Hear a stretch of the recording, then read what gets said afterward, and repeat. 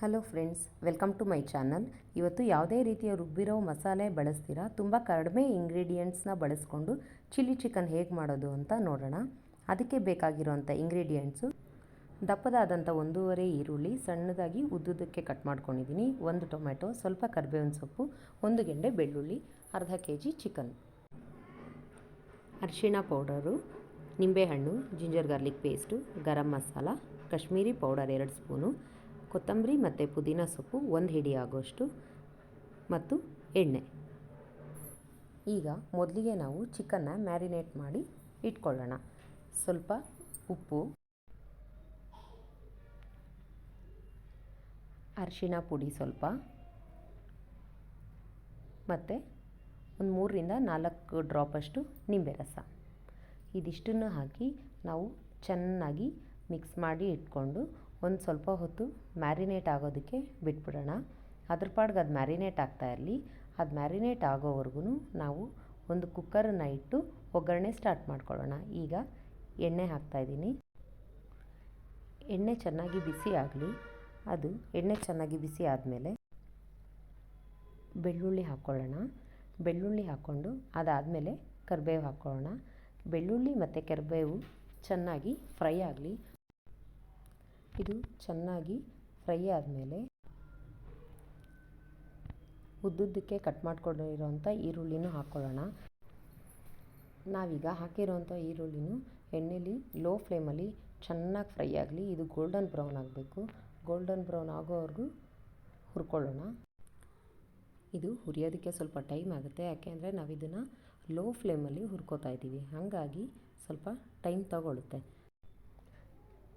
ನೋಡಿ, ನಾವಿದಕ್ಕೆ ಯಾವುದೇ ರೀತಿಯ ರುಬ್ಬಿರೋ ಮಸಾಲೆನ ಸೇರಿಸ್ತೀರ, ತುಂಬ ಕಡಿಮೆ ಇಂಗ್ರೀಡಿಯೆಂಟ್ಸ್ನ ಬಳಸ್ಕೊಂಡು ಈಸಿಯಾಗಿ ಮಾಡ್ತಾಯಿದ್ದೀವಿ. ತುಂಬ ಟೇಸ್ಟಿಯಾಗಿರುತ್ತೆ. ರಸಮ್ ಜೊತೆ ಅಂತೂ ತುಂಬ ಒಳ್ಳೆ ಕಾಂಬಿನೇಷನ್ ಇದು. ಈಗ ನಾವು ಕಟ್ ಮಾಡಿ ಇಟ್ಕೊಂಡಿರೋವಂಥ ಟೊಮೆಟೊನ ಈರುಳ್ಳಿ ಜೊತೆಗೆ ಸೇರಿಸ್ಕೊಂಡು ಇದನ್ನು ಚೆನ್ನಾಗಿ ಎಣ್ಣೆಯಲ್ಲಿ ಫ್ರೈ ಮಾಡ್ಕೊಳ್ಳೋಣ.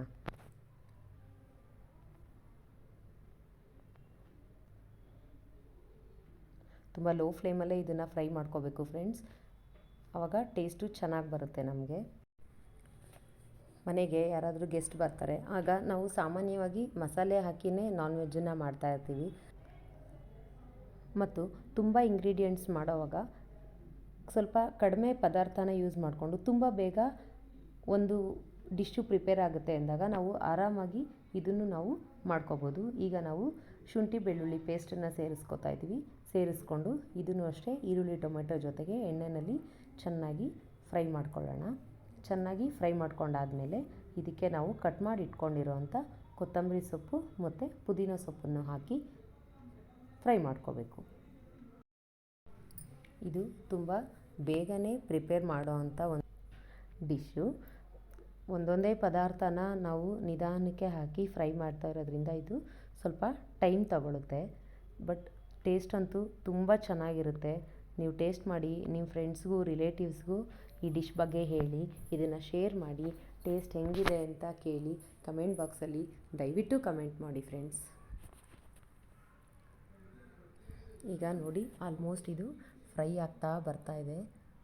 ಆಲ್ಮೋಸ್ಟ್ ಫ್ರೈ ಆಯಿತು ಚೆನ್ನಾಗಿ.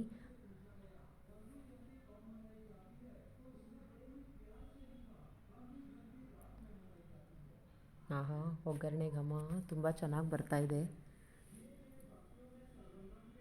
ಈಗ ನಾವು ಇದಕ್ಕೆ ಮ್ಯಾರಿನೇಟ್ ಮಾಡಿ ಇಟ್ಕೊಂಡಿದ್ದಂಥ ಚಿಕನ್ನ ಸೇರಿಸ್ಕೊಳ್ಳೋಣ. ಆಲ್ಮೋಸ್ಟ್ ಒಂದು 15ರಿಂದ 20 ನಿಮಿಷ ಆಗಿದೆ ನಾವು ಮ್ಯಾರಿನೇಟ್ ಮಾಡಿಟ್ಟು ಇದನ್ನು ಚಿಕನ್ನ. ಇವಾಗ ಇದನ್ನು ಮಿಕ್ಸ್ ಮಾಡ್ಕೊಳ್ಳೋಣ. ಸ್ವಲ್ಪ ಫ್ಲೇಮ್ ಹೈ ಮಾಡ್ಕೊಳ್ಳೋಣ. ಈಗ ಹೈ ಫ್ಲೇಮ್ ಮಾಡಿಕೊಂಡು ಚೆನ್ನಾಗಿ ಫ್ರೈ ಮಾಡ್ಕೊಳ್ಳೋಣ. ಮ್ಯಾರಿನೇಟ್ ಮಾಡೋವಾಗ ನಾವು ಇದಕ್ಕೆ ಸ್ವಲ್ಪ ಉಪ್ಪನ್ನು ಸೇರಿಸ್ಕೊಂಡು ಮ್ಯಾರಿನೇಟ್ ಮಾಡಿದ್ವಿ. ಈಗ ಮತ್ತೆ ನಾವು ಇದಕ್ಕೆ ಉಪ್ಪನ್ನು ಸೇರಿಸಬೇಕಾಗುತ್ತೆ. ಆವಾಗ ನೋಡಿಕೊಂಡು ಎಷ್ಟು ಬೇಕೋ ಅಷ್ಟು ಮಾತ್ರ ರುಚಿಗೆ ತಕ್ಕಷ್ಟು ಉಪ್ಪನ್ನು ಸೇರಿಸ್ಕೊಳ್ಳಿ. ಈಗ ನಾವು ಇದಕ್ಕೆ ಕಾಶ್ಮೀರಿ ಪೌಡರ್ ಹಾಕ್ಕೊಳ್ಳೋಣ ಮತ್ತು ಗರಂ ಮಸಾಲ ಹಾಕ್ಕೊಳ್ಳೋಣ. ಇದನ್ನು ಯಾಕೆ ನಾನು ಎಣ್ಣೆಗೆ ಹಾಕಲಿಲ್ಲ ಅಂದರೆ ಇದು ಸೀದೋಗುತ್ತೆ, ಕಲರ್ ಚೇಂಜ್ ಆಗುತ್ತೆ, ಟೇಸ್ಟು ಚೇಂಜ್ ಆಗಿಬಿಡುತ್ತೆ. ಅದಕ್ಕೆ ನಾನು ಇದನ್ನು ಫಸ್ಟೇ ಹಾಕ್ಕೊಂಡಿಲ್ಲ. ಈಗ ಚಿಕನ್ ಮೇಲೆ ಹಾಕ್ಕೋತಾ ಇದ್ದೀನಿ.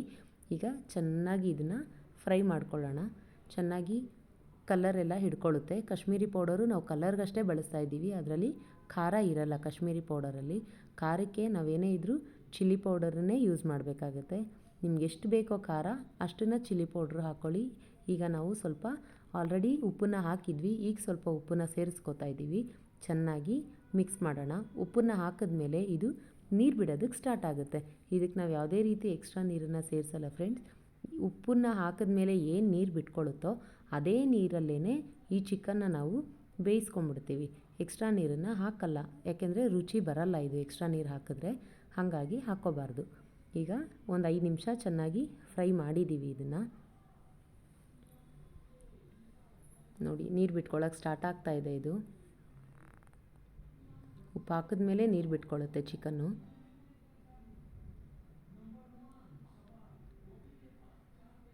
ಈಗ ನಾವು ಖಾರಕ್ಕೆ ಎಷ್ಟು ಬೇಕೋ ಅಷ್ಟು ಚಿಲ್ಲಿ ಪೌಡರನ್ನ ಸೇರಿಸ್ಕೊಳ್ಳೋಣ. ನಮ್ಮ ಮನೆಯಲ್ಲಿ ಸ್ವಲ್ಪ ಖಾರ ಕಡಿಮೆನೇ ತಿನ್ನೋದು, ಹಾಗಾಗಿ ನಾನು ಇದಕ್ಕೆ ಒಂದು ಅರ್ಧದಿಂದ ಒಂದು 3/4 ಸ್ಪೂನ್ ಮಾತ್ರ ಚಿಲ್ಲಿ ಪೌಡರ್ನ ಸೇರಿಸ್ಕೊತೀನಿ. ನಿಮ್ಗೆ ಏನಾದರೂ ಖಾರ ಜಾಸ್ತಿ ಇಷ್ಟ ಅಂದರೆ ನೀವು ಖಂಡಿತವಾಗ್ಲೂ ಸ್ವಲ್ಪ ಜಾಸ್ತಿನೇ ಚಿಲ್ಲಿ ಪೌಡರ್ನ ಸೇರಿಸ್ಕೋಬೋದು. ಈಗ ಚಿಲ್ಲಿ ಪೌಡರ್ ಹಾಕಿದ್ಮೇಲೆ ಚೆನ್ನಾಗಿ ಮಿಕ್ಸ್ ಮಾಡ್ಕೊಳ್ಳೋಣ. ಚೆನ್ನಾಗಿ ಮಿಕ್ಸ್ ಆಗ್ತಾಯಿದೆ ನೋಡಿ. ಈಗ ಉಪ್ಪನ್ನ ಹಾಕಿದ್ಮೇಲೆ ನಾವು ಸ್ವಲ್ಪ ನೀರು ಬಿಟ್ಕೊಂಡಿದೆ. ನೀವು ಅಂದ್ಕೋಬೋದು ಇಷ್ಟೇ ನೀರಲ್ಲೇ ಚಿಕನ್ ಬೆಂದೋಗುತ್ತಾ, ತಳ ಹಿಡಿಯಲ್ವಾ ಅಂತ ನಿಮಗೆ ಅನುಮಾನ ಬರ್ಬೋದು. ಆದರೆ ಖಂಡಿತವಾಗ್ಲೂ ಏನೂ ಆಗಲ್ಲ. ಅದೇನು ನೀರು ಬಿಟ್ಕೊಂಡಿದೆಯೋ ಉಪ್ಪಿನ ನೀರು, ಅದರಲ್ಲೇ ನಾವು ಕುಕ್ಕರ್ ಲಿಡ್ಡನ್ನು ಕ್ಲೋಸ್ ಮಾಡಿ 1 ವಿಜಿಲ್ ಕೂಗ್ಸೋಣ ಸಾಕು.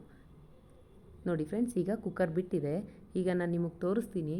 ನಾವು ನೋಡಿದಾಗ ಎಷ್ಟು ನೀರಿತ್ತೋ ನೋಡಿ ಅಷ್ಟೇ ನೀರಿದೆ. ಈಗ ನಿಮಗೆ ಇದು ನೀರು ಜಾಸ್ತಿ ಅನಿಸುತ್ತೆ, ಏನೂ ಪರವಾಗಿಲ್ಲ, ತೊಂದರೆ ಇಲ್ಲ. ಗ್ಯಾಸ್ ಆನ್ ಮಾಡಿ ಒಂದು 5 ನಿಮಿಷ ಇದನ್ನು ಕುದಿಯೋದಕ್ಕೆ ಬಿಟ್ಬಿಟ್ರೆ ನೀರು ಫುಲ್ಲು ಇಂಬ್ರಿಕೊಳ್ಳುತ್ತೆ. ಅದಾದಮೇಲೆ ನಾವು ಗಟ್ಟಿ ಎಷ್ಟು ಬೇಕು ಅಂತ ನೀವು ನೋಡಿಕೊಂಡು ಅದಾದಮೇಲೆ ಇಳಿಸ್ಕೋಬೋದು. ನಿಮಗೇನಾದರೂ ಸ್ವಲ್ಪ ನೀರಿನಂಶ ಇರಬೇಕು, ಸ್ವಲ್ಪ ಗೊಜ್ಜು ಥರ ಏನಾದರೂ ಬೇಕು ಅಂದರೆ ನೀರನ್ನು ಇಟ್ಕೋಬೋದು. ಇಲ್ಲಾಂದರೆ ಅದು ಫುಲ್ಲು ಡ್ರೈ ಆಗೋವರೆಗೂ ನೀವು ಚೆನ್ನಾಗಿ ಕುದಿಸ್ಕೋಬೋದು. ನೋಡಿ ಈಗಾಗಲೇ ನೀರೆಲ್ಲ ಕಡಿಮೆ ಆಗ್ತಾ ಬರ್ತಾಯಿದೆ.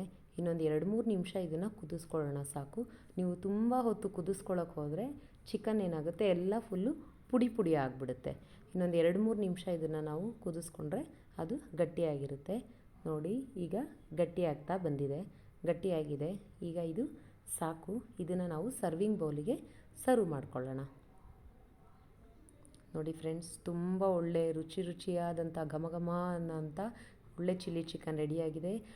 ಪ್ಲೀಸ್ ಇದನ್ನು ಮಾಡಿ ನೋಡಿ, ತಿಂದು ನೋಡಿ, ಟೇಸ್ಟ್ ಹೇಗಿತ್ತು ಅಂತ ಕಮೆಂಟ್ ಬಾಕ್ಸಲ್ಲಿ ಕಮೆಂಟ್ ಮಾಡಿ. ಪ್ಲೀಸ್ ನನ್ನ ಚಾನಲ್ನ ಲೈಕ್ ಮಾಡಿ, ಶೇರ್ ಮಾಡಿ, ಹೊಸದಾಗಿ ನೋಡ್ತಾ ಇರೋರು ಸಬ್ಸ್ಕ್ರೈಬ್ ಮಾಡಿ. Thank you.